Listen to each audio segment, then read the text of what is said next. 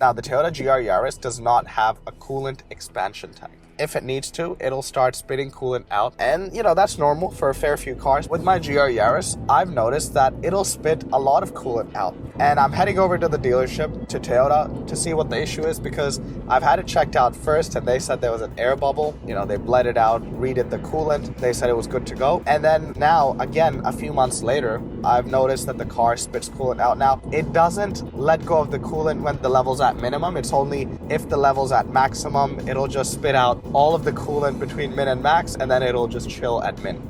So I know it's not sort of a head gasket issue or anything internal with the engine. I still want to get it checked out by the dealership. Make sure it's on record, right? Make sure it's on the books. So when this car does go out of warranty, there's a paper trail for me saying, hey Toyota, there's this item happening and I raised it with you and you did XYZ. All right guys, to explain to you exactly what the issue is, I'm gonna get under the hood of the Toyota GR Yaris. Let's just... And I know very rarely in my content do you see me get my hands dirty. And, when I owned the BMW, I was always under the bonnet. But, with the GR Yaris, there hasn't been much to go through. But anyways, it's the G16E GTS motor. And here's the deal. So this obviously doesn't have a coolant overflow reservoir. Usually you'd have like a pipe and a secondary tank. So what happens when the coolant expands and, pressure builds up is, it looks like, this is my theory, it just starts spitting it out from this valve over here, thinking that's what has caused... I hope the camera's picking it up, all the little bits of coolant around the engine. And even there you'll see residue.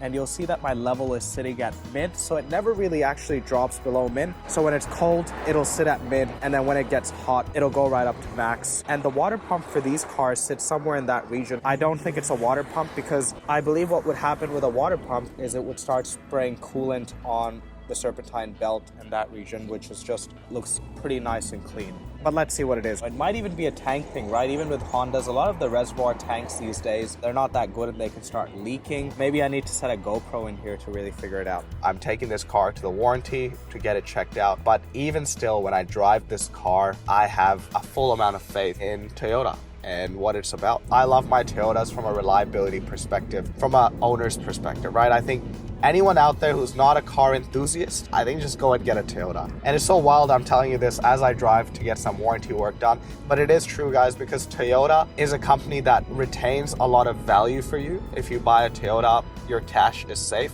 especially if you buy it used. And Toyota is a company, even today, with everything that's going on with the Tacomas and the Tundras and the Land Cruisers and the Lexus off-road cars, everything that's going on, even with the GR Corollas, which I think is overblown, whatever is happening, even with all of that, Toyota is still on top. If you look at consumer reports, they say Subaru is on top. I don't trust Subaru. I know they've improved a lot in current years, especially with their F-Series motors, but still guys, Toyota is king. And it's because Toyota as a company, even if you have a coolant issue or you have something happening with your car, guys, a car does not go bang. These cars are built so well. Yes, the interiors are cheap and hard plastic. There's actually probably no leather in here. But I mean, these days the same can be said for any car really, not many use leather. But the interior is just hard plastic, right? It's built cheaply from that perspective, but internally, engines, transmission, drivetrain, it's just so forgiving. I have to say to you guys that even with a Toyota, right, they're just cars. They're just mechanical things, and there's millions of moving parts, very high temperature items, and they can go bad. And that's why I think even with people who buy Toyotas, get yourself something under warranty, a CPO. Both my Toyotas are under warranty, especially with my GR Yaris. I made sure that it was under warranty. I was new to the platform. I'm a lot better for it because when I have this coolant issue and I think, geez, is that right? Is that wrong? I don't know, right? I've spoken to a lot of people. A lot of people in the forums experience the same item, right? So it seems to be happening to some cars and not others. It doesn't seem to be fatal at all. Even when I have an issue like this, I can just take it to the dealership, get a loan car, and it's not on my dime. And that's the value of warranty. If I was out of warranty, I'd be worried, guys. I'd think, geez, what's this coolant issue I'm facing? Is it going to turn into something bad? And even if I wanted to just get it checked out, dealership's going to charge a fee, right? A diagnostic fee. If you're under warranty, they charge you nothing. You bring it in and they get the work done. And that's the value of having cars within warranty. Regardless, German or Japanese, have it under warranty and you'll have a good time. Alright guys, I've just gotten back from Toyota and what they've said is that it's not a water pump. and they believe it might actually be a faulty cap.